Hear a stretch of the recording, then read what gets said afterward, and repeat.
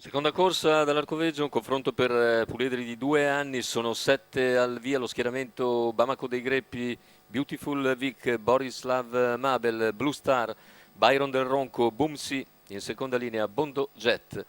Favori netti per Blue Star, numero 4. 3 i debutti: Borislav Mabel, Byron del Ronco e Bondo Jet. Fra gli altri invece ha vinto solo Blue Star. Macchina che accelera, Blue Star di galoppo, e sbagliano Numero anche 4, Blue Bamako dei Star, Greppi, Beautiful Vic, squalificato. una rottura in serie, rimangono praticamente in due. Numero Al 1, comando ci Bamako va dei Byron del Greppi, Ronco squalificato. Numero nei 2, Beautiful confronti Vic, di Borislav Mabel, squalificato. serie di rotture, e si è rimessa Blue Star dopo 200 metri in 15,4, figura in terza posizione. Ripetiamo, numero 4, No, è Blue squalificato Star, però Blue Star, squalificato.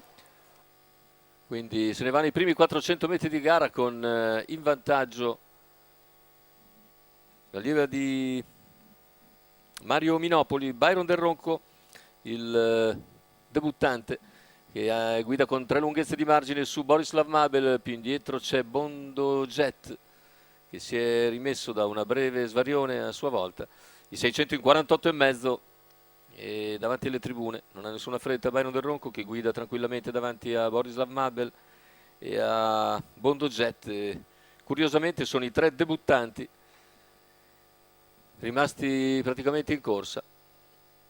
Insegue Bumsi, a sua volta falloso. Intanto 1,4,4 per gli 800. Continua a guidare Byron del Ronco all'altezza del chilometro, coperto in 1,21. Sposta però al suo esterno Borislav Mabel. Ha deciso Borislav Mabel all'attacco di Byron del Ronco. Più indietro resta Bondo Jet, cavalli a 400 dalla conclusione. Sta passando Borislav Mabel e scende in corda a 350 dalla conclusione. Borislav Mabel, nuovo leader quindi sulla curva conclusiva. Rimane però a contatto Byron del Ronco. Più indietro Bondo Jet, che prova a riorganizzarsi, completamento della piegata, ingresso addirittura d'arrivo, tutti un po' stanchi.